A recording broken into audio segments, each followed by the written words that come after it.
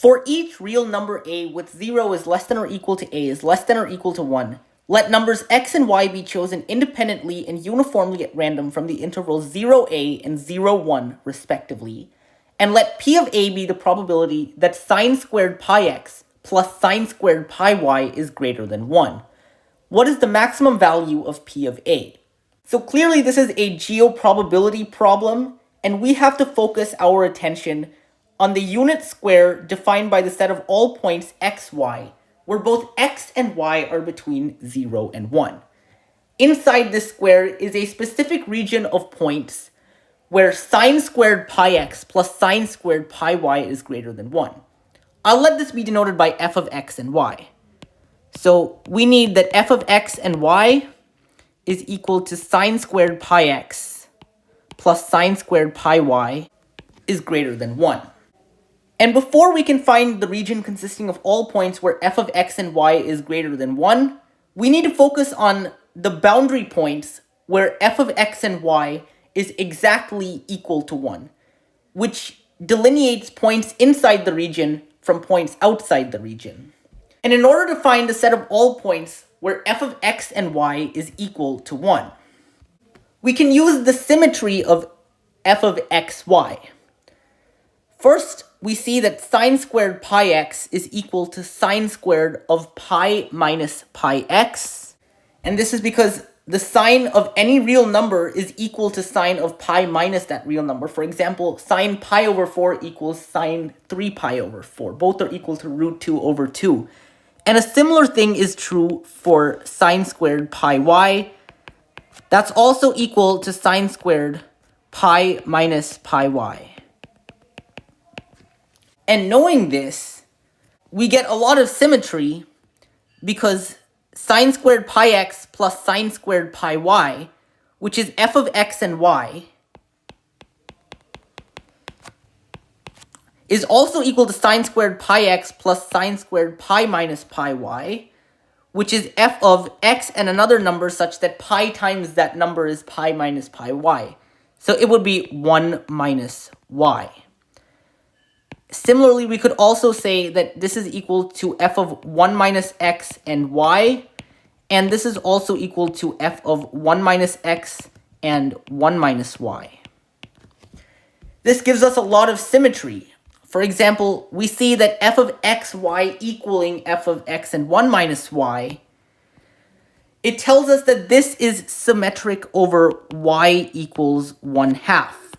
Because the average of y and 1 minus y is 1/2. And f of x and y equaling f of 1 minus x and y, this is symmetric over x equals 1/2. So in order to get the region inside the square, where sine squared pi x plus sine squared pi y is equal to 1, we only really need to consider the region where both x and y are between 0 and 1/2. Then reflecting over the lines can get us from there to the entire square. So in the region where both x and y are between 0 and 1/2, we have sine squared pi x plus sine squared pi y is equal to 1. And we can rearrange this to sine squared pi x equals 1 minus sine squared pi y. 1 minus sine squared is cosine squared. So this is cosine squared pi y. Where 0 is less than or equal to x and y is less than or equal to 1/2.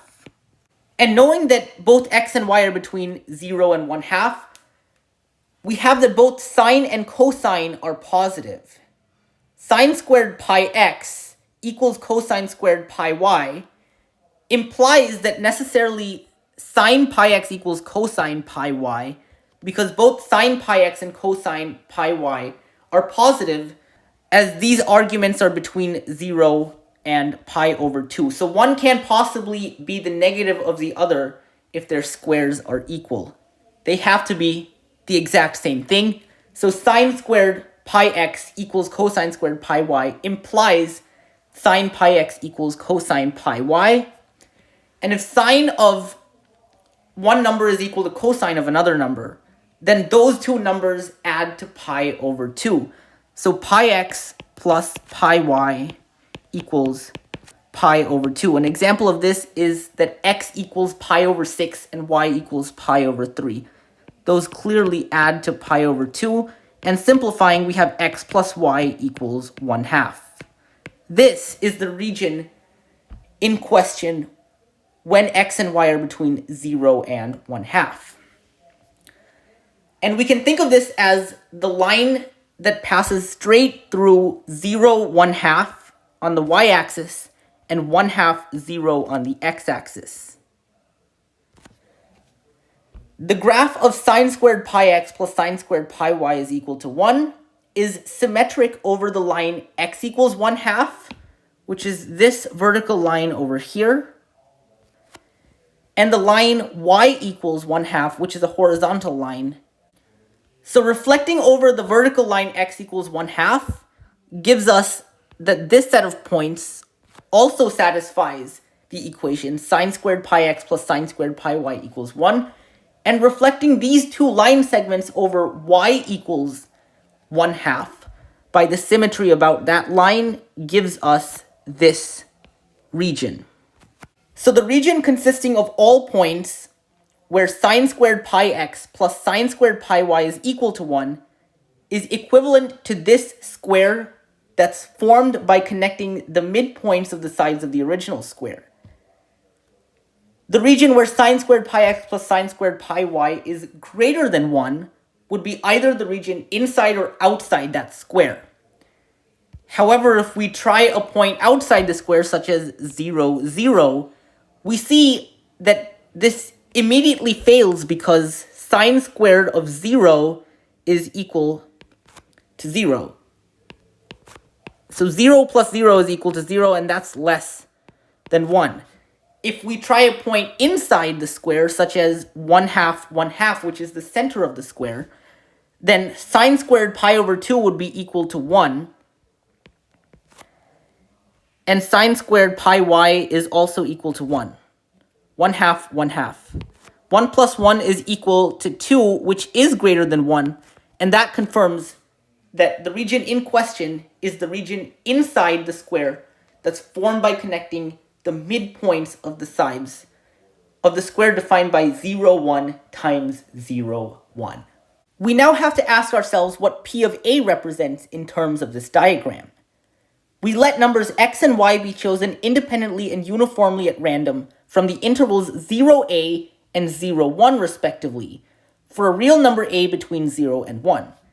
So if I choose a to be somewhere over here, then it's equivalent to choosing a point xy inside the rectangle defined by 0a times 0, 1. A point xy is chosen inside this rectangle. The probability that sine squared pi x plus sine squared pi y is greater than 1 is the fraction of this rectangle that lies inside the blue square. The question is, over all real numbers a between 0 and 1, what is the maximum possible value of that fraction? The geometry of the figure is different when a is less than 1/2 and when a is greater than 1/2. So let's analyze the geometry of the figure in both cases. Case 1 is when a is less than 1/2. So when a is less than 1/2, let's label the side lengths of the rectangle a and 1. So this would be 1/2 minus a. We have an isosceles right triangle here, so this is also 1/2 minus a. The same thing happens up top by symmetry, 1/2 minus a. The sum of these two is 1/2 minus a plus 1/2 minus a. That's 1 minus 2a.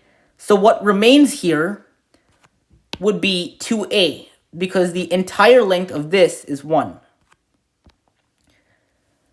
So again, here we have an isosceles right triangle, because this angle is 90, it's a square, and this one is obviously 45. So an isosceles right triangle with hypotenuse equal to 2a. The area inside both the rectangle and the blue square is the product of its legs over 2, so root 2a times root 2a over 2. That's the area inside both the rectangle and the blue square. The probability is this divided by the area of the rectangle, which is a. So root 2 times root 2 is equal to 2. This is just a squared over a. And that is equal to a, which is always increasing when a is less than 1/2. So it's clearly not the case that a is less than 1/2 when the probability is maximized. So case 2, we take a to be greater than 1/2. The geometry of the figure is now different. Let's choose a different real number a that's greater than 1/2. We see that this side of the rectangle has length a, so this would be a minus 1/2. This is also a minus 1/2. And similarly up top, the figure is identical. So a minus 1/2 there. What remains is 1 minus the sum of these two. So 1 minus 2a minus 1. And that is equal to 2 minus 2a. So the region inside both the rectangle and the blue square consists of this isosceles right triangle here, plus a trapezoid, which we will find the area of. After we find the area of this isosceles right triangle, it's half the blue square. The blue square is half of the original square, which has area 1. So the blue square has area 1/2. This isosceles right triangle has area 1/4. So it's 1/4 plus something, where that something is the area of the trapezoid. 1/4 plus something we don't know yet, divided by a. The area of the trapezoid is the average of the two bases times the height. The height is a minus 1/2. That's this here, which is a minus 1/2. The average of the bases, well, one of the bases is equal to 1. The other base is 2 minus 2a. The average of the bases is 3 minus 2a over 2. So this is equal to 3 over 2 minus a. And we have to maximize this expression when a is between 1/2 and 1.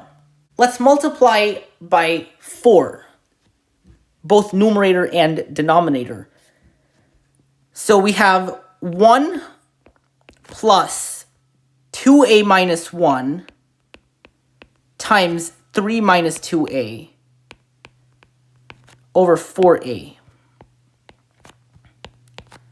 And now we can expand this. We see that this is equal to 1 plus 6a minus 4a squared minus 3 plus 2a. All of that over 4a. 6a plus 2a is 8a. Minus 4a squared. And 1 minus 3 is minus 2. So it's 8a minus 4a squared minus 2 over 4a. Let's divide everything. 8a over 4a is 2. Minus 4a squared over 4a is minus a. And then finally, minus 2 over 4a is minus 1 over 2a. So the probability in terms of a, when a is greater than 1/2, is 2 minus a minus 1 over 2a. And we want to maximize this when a is greater than 1/2. So in order to maximize 2 minus a minus 1 over 2a, we need to minimize a plus 1 over 2a. Maximizing a fixed number minus a variable sum is equivalent to minimizing the sum. So we can rewrite this as 2 minus a plus 1 over 2a. This is what we want to minimize. And if you notice, a and 1 over 2a have a fixed product equal to 1/2. Their product is fixed at 1/2. So we can use AMGM. This is at least equal to 2 times the square root of a times 1 over 2a, which is at least equal to 2 times the square root of 1/2, and that's at least equal to root 2. So at most, 2 minus the sum is equal to 2 minus root 2. And looking back up at our answer choices, we see that 2 minus root 2 is indeed an answer choice. That is equal to answer choice B, and we are done. Thank you for watching this YouTube video. Please follow my channel if you would like to see more videos.